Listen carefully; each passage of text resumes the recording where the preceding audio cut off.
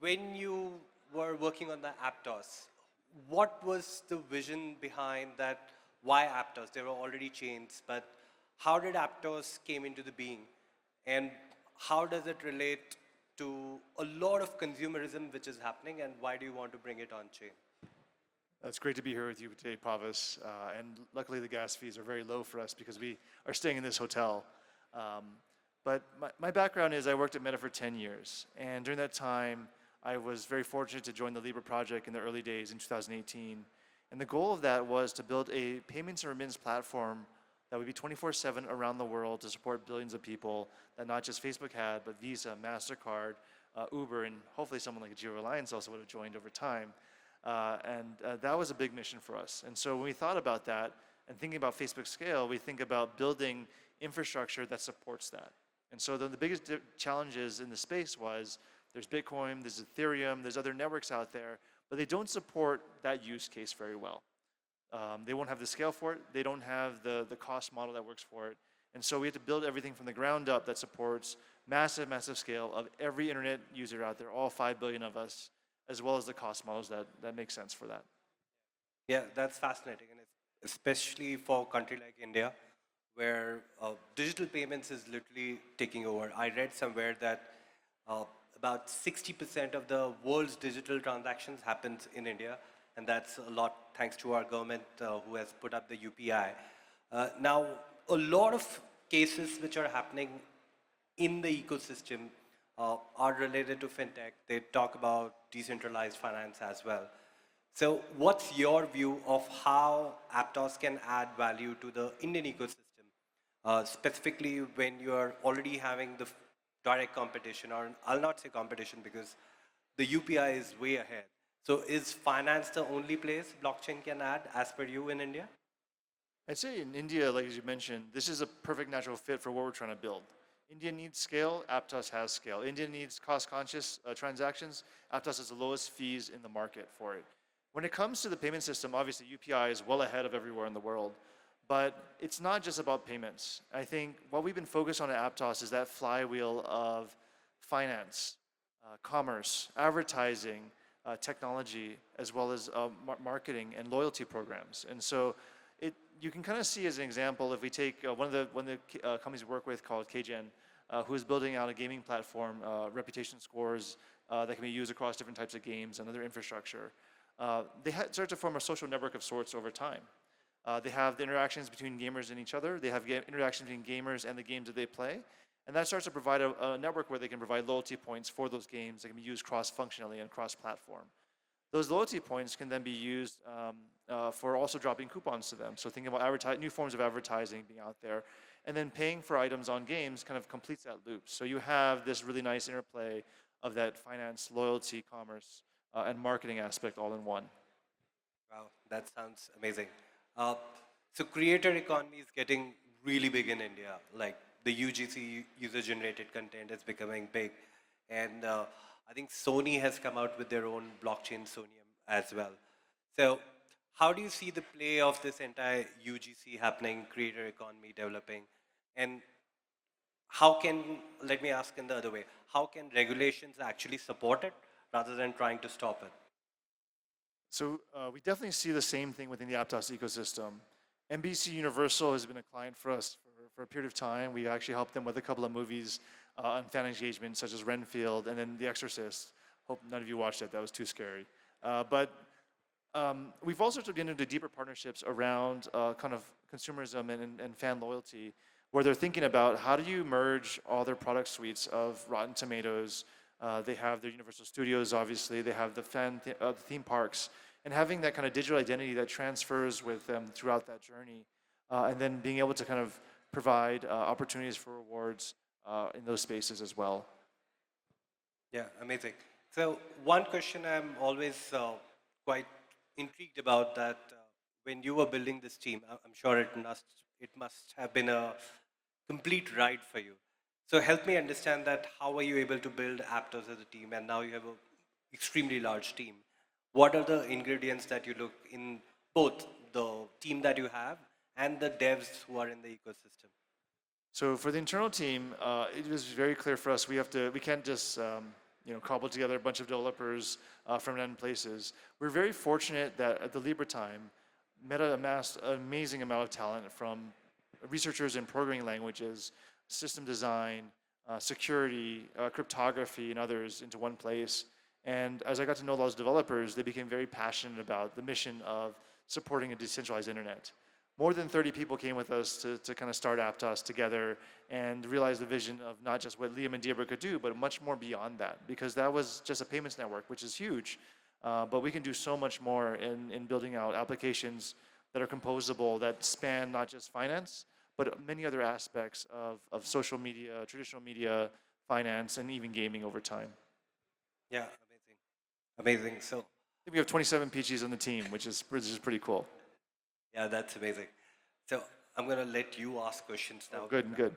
Let me ask you a question, Pawas. So, being one of the largest platforms in India around, and not just India, in the world, around network devices, and having, I think, 800 million subscribers, which is incredible. How are you thinking about supporting, if you want to, get into Web3, how are you thinking about that scale being supported on a blockchain? Yeah, that's a tricky one. So, I think the way we are thinking, or I think the approach that we are thinking is that, of course, we have access to 800 million users for sure. But do we want to take all of them on chain? Possibly not on day one. So we would like to just see through some of the apps of how people are responding to if we take few of our things that we have in house to on chain and build from that, because I think the authenticity that blockchain provides, the transparency that blockchain provides, all those are great elements. I mean, there's trust building happening over there. But what people are looking for is, I think, the speed, and that is thanks to social media and a lot of internet speed, which is provided, that people are looking for that. So I think the way we will structure around is more about, can we use 3, 4 apps just to test it out, which people don't know about, let's put it like that. Once we have that tested, I think then we'll go some medium-sized businesses. And once we have success there, and I think that is when we may expand to a lot of other businesses as well. And it is about how do you join the dots together so that there is a collective value being created for the users, because it is, I would say that of 800 million people who are part of the Reliance ecosystem, or we touch lives of 800 million people, there is a value for everybody. And how much we can touch it and collectively give them a value, that is something that we have to think out. So unfortunately, we can't think of, okay, let's go out in first year and just stop. We have to look at how does the ecosystem look in 5 years? How does the ecosystem look in 7 years? What is the user driving for? So even if you look at the current ecosystem, the way things are happening, so quick commerce is successful in India, and it's possible only in India because of the population density, the consumerism which is happening. And it's about understanding that people have higher aspirational values, which means that not to demean any Android phones, but if you're an Android phone, people have an aspiration for a higher iPhone. But then they realize there's a flip fold as well. So yeah, Android sometimes win against iPhone for sure. And that's something that we have to look forward, that the younger generation in India is very highly aspirational. They want to be part of not just the growth of themselves, but their community, and they want to prove it internationally. And it is our responsibility to make sure that how can we touch the consumer's life in a way that gives them the basic fundamentals of the validation, the recognition, as well as acknowledgement that they're part of something which is much bigger than just their own growth. And I think that's what the new India is all about. And that's my opinion, that the new India is highly aspirational. They want to be global, they want to make an impact. And the topics that hits them is not just that how to make money, uh, can you impact the planet better? And these are the things which matter to people. Specifically, when they join the companies, they are looking for what does the company believe in, and that is coming out strongly in the Indian ecosystem. And that is why we have to create products which touches the life lifestyle of a user in a positive way, and they can say that, yeah, you know what, it's one thing that on blockchain you can always say I own this asset, but it's another thing when people say that I have earned this asset rather than I have bought this asset. It's like respect, that you can only earn respect, you can't buy respect, and that's the ecosystem we want to develop. That's fascinating. I think the other thing that's really interesting about Geo Reliance is its position on Web3. I mean, I think a lot of the large corporate giants in the world are very reluctant to step into this space and are maybe doing some small experimentation or are very happy with their profit margins. Can you share a bit more about the philosophy of how the company thinks about Web3 and how it can be very transformative? I think we are open, but we are conservative as well. We want to make sure that anything that we do in Web3, it is simple enough.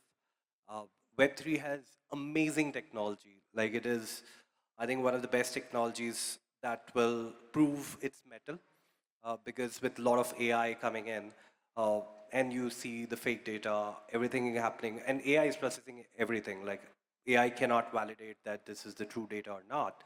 I think the role of blockchain will come into the picture for sure.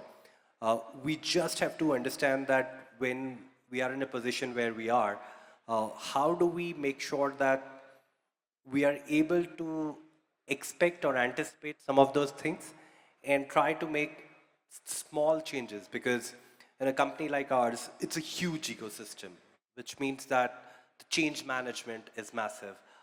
Unlike many other organizations, I can't just turn off my ERP and just take a new Web3 product. There's a whole process involved. So we look at things in three ways. The first is process, the second is people, and the third is system. So we have the process. Can blockchain make the process better? For sure. Do I have the people or can I upskill them? That's the second challenge. And then do I have the system enough to support it? Because if you run the business and then I can't have that, you know what, everything is running on blockchain, but my payment is happening on Excel sheets. So it's about making that system work in a way that people understand. So we have a simple principle of PPS, that's what we follow. Okay, I can't let you off without one more really important question, which is what are the kind of top applications you want to see built at Geo Reliance that, there's so many businesses there. I think more than 50 different, maybe 100 different businesses within Geo Reliance. It's so heavily tied into India. What would be the top applications you would want to see Geo Reliance get into this space? You're putting me on the spot. Oh, yes, I am. So I think because the consumption is happening more on internet, so I think internet-based applications will definitely front-end some of the blockchain applications, but that doesn't mean that the supply chain and the finance will be left behind. I think it's, like I said, that we have to take one step forward, so that's where the people aspect will come in, that if there's an internet consumption of our Web3 protocols or the Web3 applications that we may or may not launch, then it is about understanding that how do we build process that can have augmentation with the supply chain, with the finance, with the marketing. A lot of aspects will come into the picture. And we have to hire the people or upgrade the people accordingly. So I think we'll possibly lead with internet-based consumption and then move into the regular consumption for sure. But yeah, as long as there is a value that can be shared with the user in some form of way, I think we'll be okay with it. So yeah, we'll dabble with it. We know that there are amazing platforms, amazing blockchain apps that are already in the market. We just get blown away by some of the things which blockchain is able to do. With so much of trust, there's a whole community behind it. So I think blockchain is one place where I feel that it is a lot more community driven and not just based on that how fast it is. It is not a car race. It is more about how do you make people feel if they own an asset. Like I'm sure there are a lot of people in this room who own Bitcoin, and they're really happy that it has touched 100K today. So congratulations to all of you. You are wealthier by a bit. But there are also people who are still on the sidelines that, is this all fluff? And it is about, I think when we look at industry, we are looking at can we add value? Can we make sure that the technology is not seen, but the impact of blockchain is felt. And I think the major aspect is the trust factor that blockchain brings in, which is huge. Because you can earn as much money as you want. If you can't earn people's trust, your life is as good as it can be. And that's where I think blockchain has immense value to add, that it'll add trust to the system, which is much needed in the current times, specifically when we have AI. Okay, one more question, actually, now that you brought it up. Given the kind of use cases you're bringing into the, or thinking about bringing to market, and also the philosophy you're thinking about from the geo perspective, what blockchains are you interested in looking at to support kind of your ambitions in this space? Yeah, I think, firstly, I think when we look at the chains, we are, so of course, we are looking at both sides. There's a community for EVM chains, there's a community for non-EVM chains. And I think we would have to balance it out in a way. There are things that we want to build for speed, for which, of course, there are EVM chains available, but there are solutions such as Aptos, which are incredibly fast, that can be built on Aptos for sure.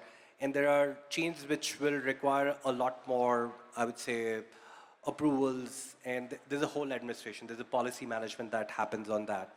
And I think that some of that can be done on EVM chains as well. So we're looking at both EVM and non-EVM. So right now, it's when you're building something for the people, you can't just build something on Android. You have to build on both Android, iOS, Windows as well.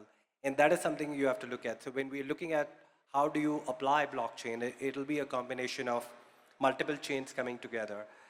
And that's something that we want to see, that how can we leverage the best of technology which is out there, who can solve a particular process. Like if it is a financial process, the speed and trust makes sense.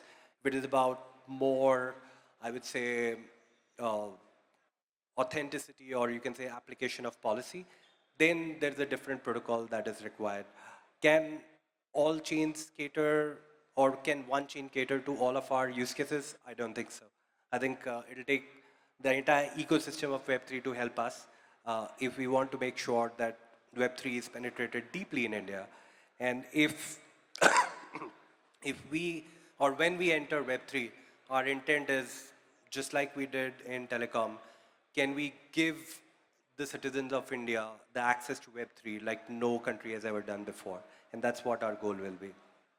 Awesome. We'll take that as a challenge at Aptos. Thank you.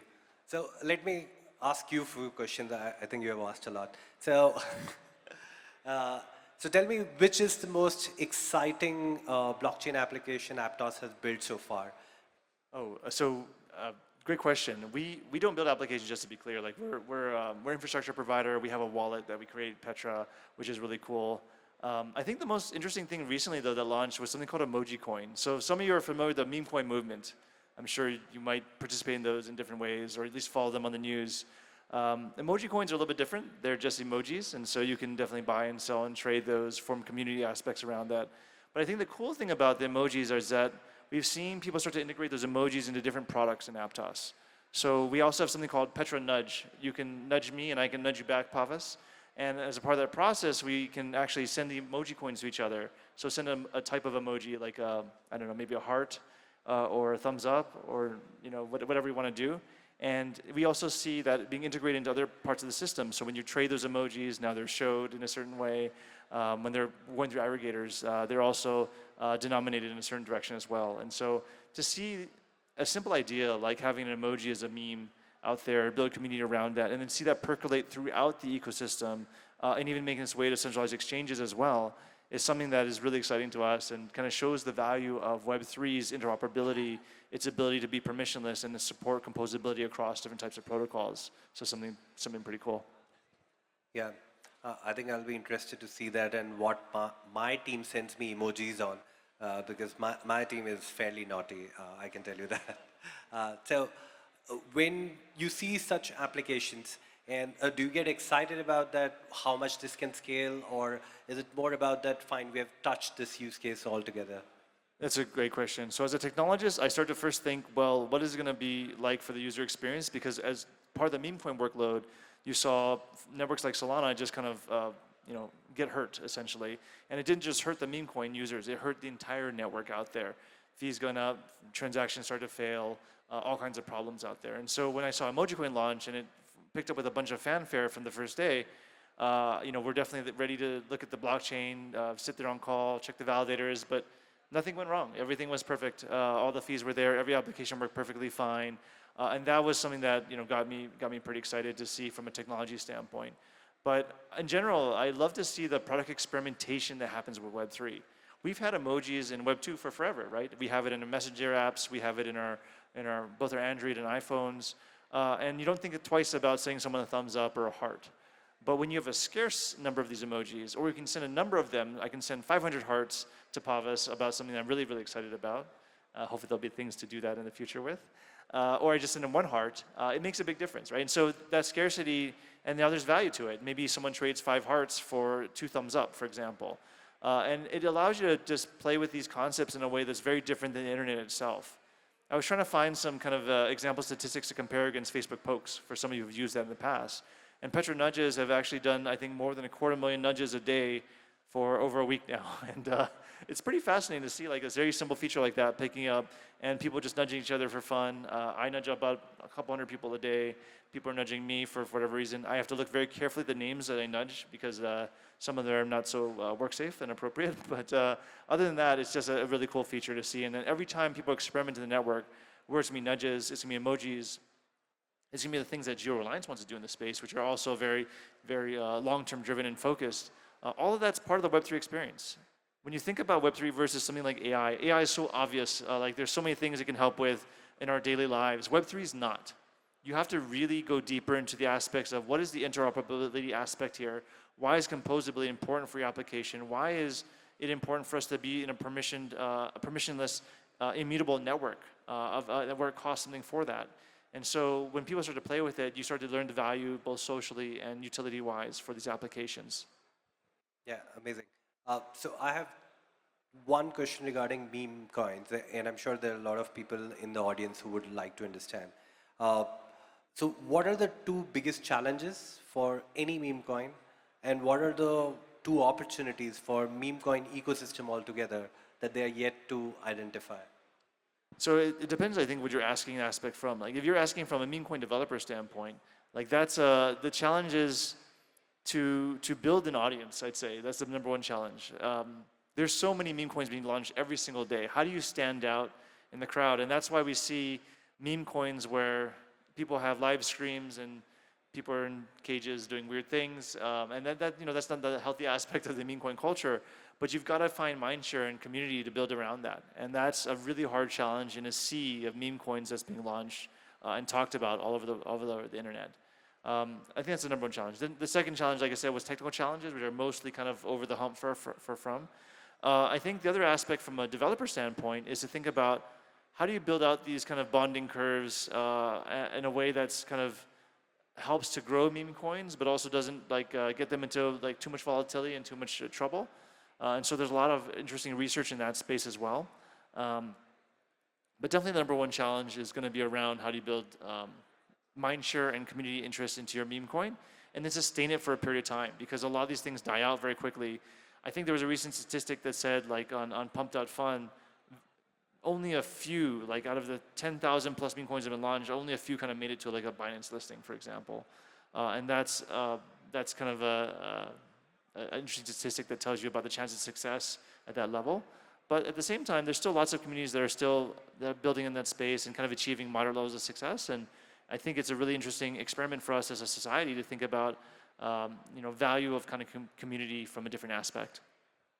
Interesting. So you've been in ad tech and now you're in Web3. Similarly, like I've been in ad tech, now I'm trying to do something in Web3, yet to do. So let me ask you this, that Facebook had that massive like event when they were introducing the like on Meta, and the whole stadium in SF was booked. What's that moment for Aptos? Ooh, good question. Ad tech, really requires a couple different things. So one thing it requires is a massive audience. You need to have that incredible network out there. And the cool thing about Web3 is it starts to build that audience naturally for you. You have addresses on chain, you have those addresses transacting with other addresses. And if you start to understand the nature of those connections and the utility of those value of those connections, whether it's gaming, whether it's social media, whether it's DeFi, all those things, you can start to build out kind of long-term value for each of those customers out there fairly easily. And so it's really about providing an opportunity for distribution through a partner like a Geo Reliance out there, which has 800 million plus customers on the internet. And so once you start to establish that distribution channel, then another challenge is going to be around the fun stuff. How do you provide an ad marketplace now for this particular network, which is ideally on chain and also supported by DEXs and other primitives out there? High frequency trading for ads is a kind of a well-known space that's been around for a very, very long time in the ad tech space going forward. So I think we're going to definitely see this happening, in the near future. As many more companies start to onboard their customer bases into Web3, you now have this composability of the interactions between those companies, the customers, and also other companies in this space. And it'll be very natural to see ad tech evolving and actually being revolutionized by this new data space for people in the future. Yeah, I completely second that. It's up for definitely evolution for sure. So I think we have few minutes and I want to talk a little bit about India and your India experience. So some fun questions. So which is your favorite food in India? I know you can handle spice really well. That's easy. Onion rava dosa. Okay, onion rava dosa.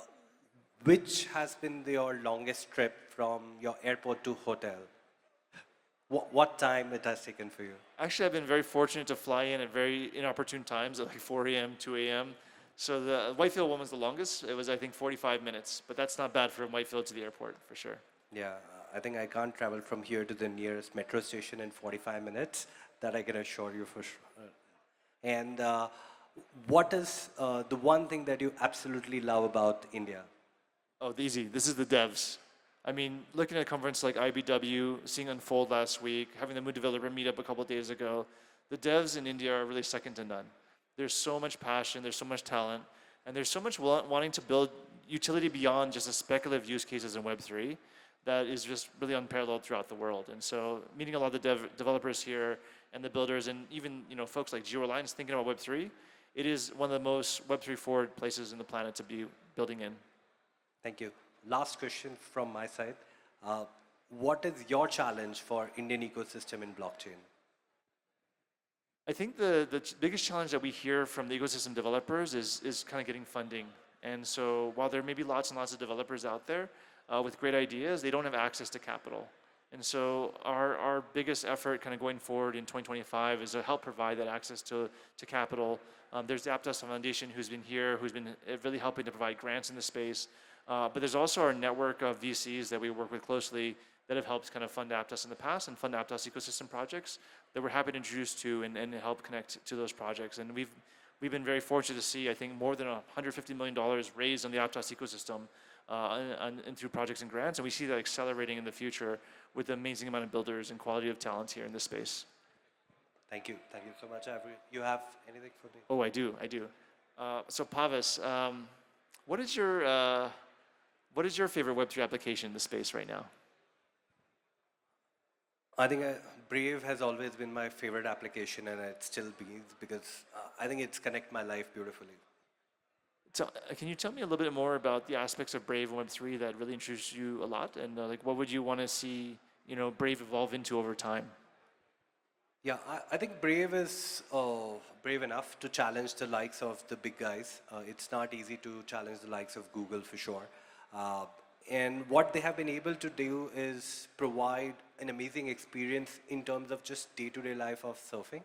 And they are saying that you need to be rewarded for your data, which is absolutely amazing.